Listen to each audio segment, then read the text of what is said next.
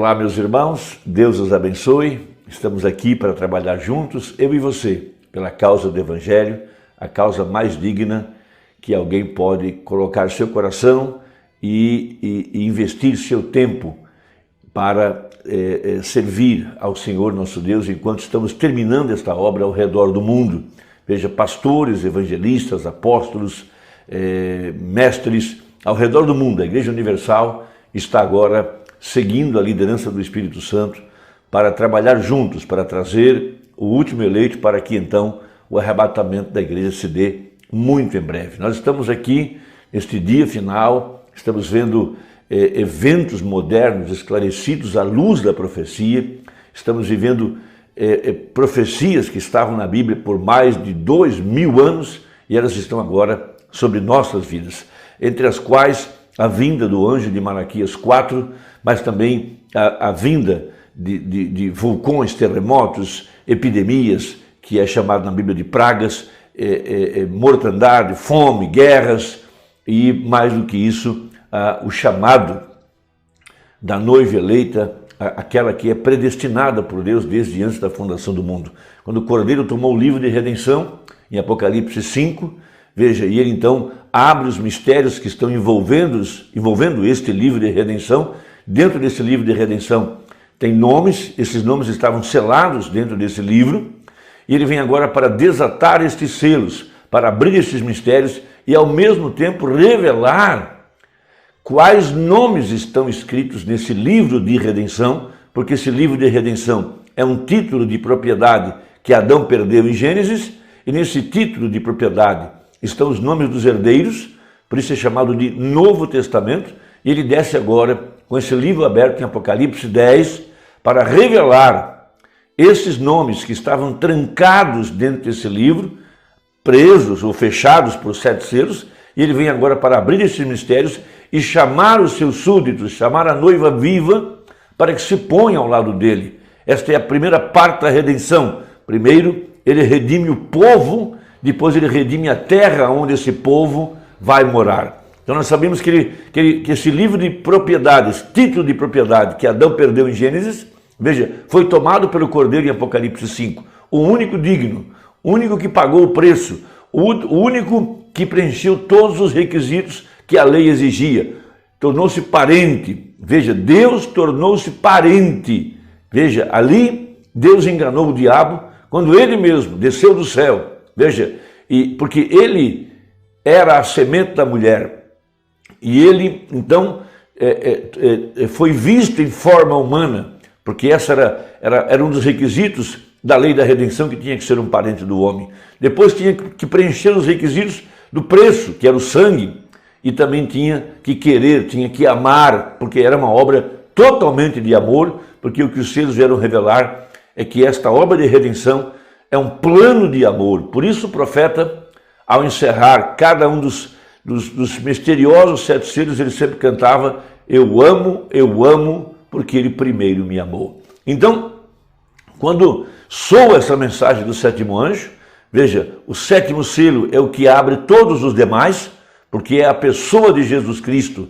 Ele é o 7º selo. Através do seu profeta, ele vem para abrir todos os demais selos e mostrar quem são os herdeiros deste título de propriedade. Então, começando com o apóstolo São Paulo, vindo até Irineu, Columba, Martim, depois Lutero, Wesley, depois Elias de Malaquias 4, o 7º, porque é justamente na 7ª era que se dá o arrebatamento da igreja, representado por Elias, porque Elias, de acordo com a Bíblia, ele não morreu, ele subiu num carro de fogo, representando aqueles que estariam vivos para a hora do arrebatamento, a exemplo de João, quando Jesus disse para Pedro: se eu quero que ele fique até que eu venha, que te importa a ti?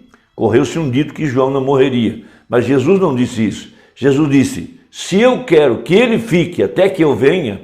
Então João foi guardado lá na ilha de Patmos e por 2 anos ele teve visões e ele foi arrebatado até aqui na frente, no dia do Senhor. Quando chegou aqui, encontrou um anjo, um mensageiro, um profeta, para revelar a ele a verdade desse plano da redenção, os últimos acontecimentos, os mistérios de sua vinda, os mistérios do fim do mundo, o mistério da restauração dos judeus e assim por diante.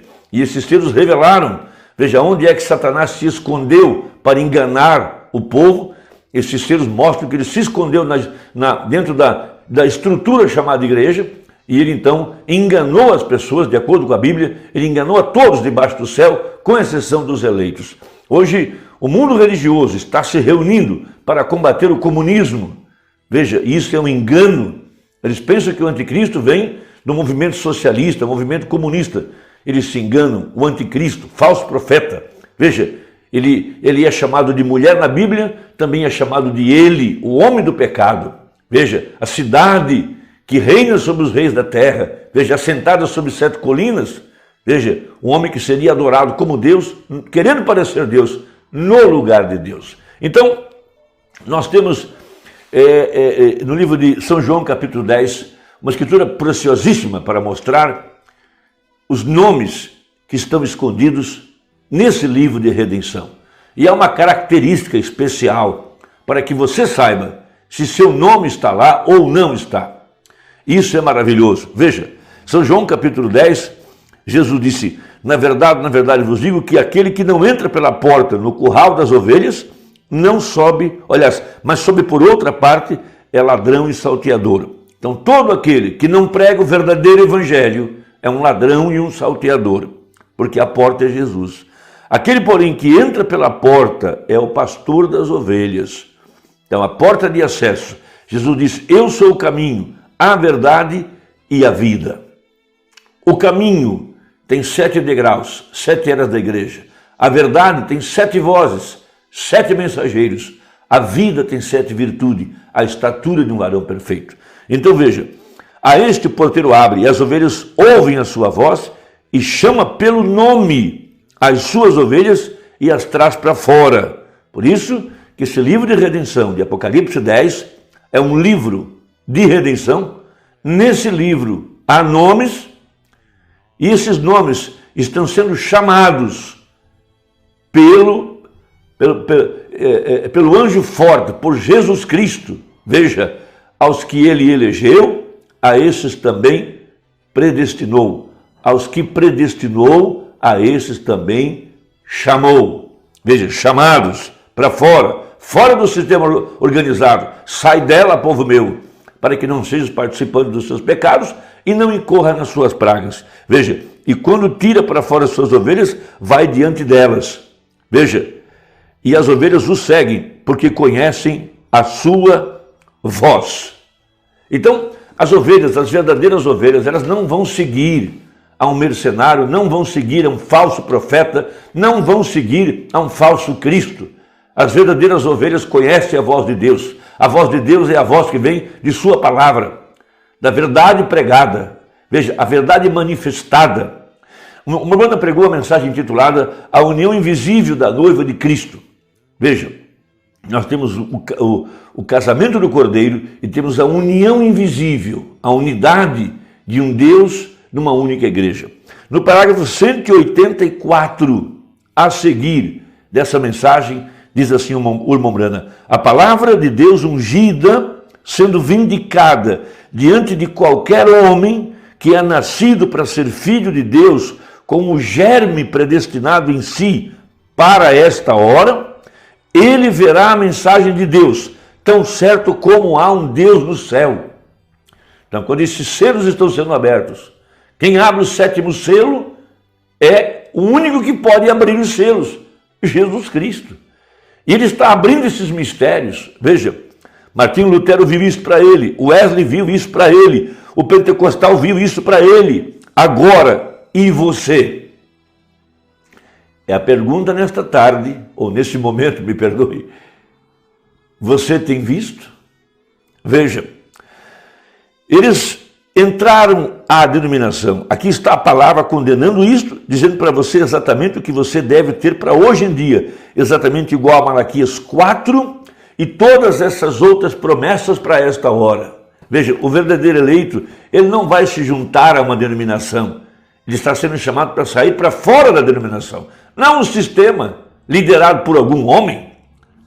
Veja, a verdadeira igreja, após a saída do anjo de Malaquias 4, ela é totalmente liderada pelo Espírito Santo, que é a cabeça, Cristo. Veja, aqui estamos. Veja, as promessas para esta hora. A águia real e genuína está aqui. Minhas ovelhas conhecem a minha voz. Esse é Jesus. Ao estranho não seguirão. Claro, por predestinação foi posto aí dentro desse livro. Você foi pré-ordenado para ser filho de Deus. Você estava em Deus antes da fundação do mundo. Você unicamente é manifestado neste dia para a sua honra e glória. Como pode você fazer isso sem que honre a sua palavra? Sim, Senhor, da qual você é uma parte dessa palavra por predestinação. Porque veja, Deus é a palavra. Creem nisso? Pergunta o profeta. Bom, então se ele sempre foi a palavra, veja, no princípio era a palavra, e se a palavra era Deus, então você estava em Deus. Veja, a palavra, a parte que havia de realizar, esteve em Deus antes da fundação do mundo. Ele te viu, te conheceu, te predestinou para isso. Eu digo a vocês, tal como essa águia reconheceu esta voz, assim também reconhece o verdadeiro cristão, nascido de novo, a voz de Deus, falando através da palavra, quando eles veem isso ungido e vindicado.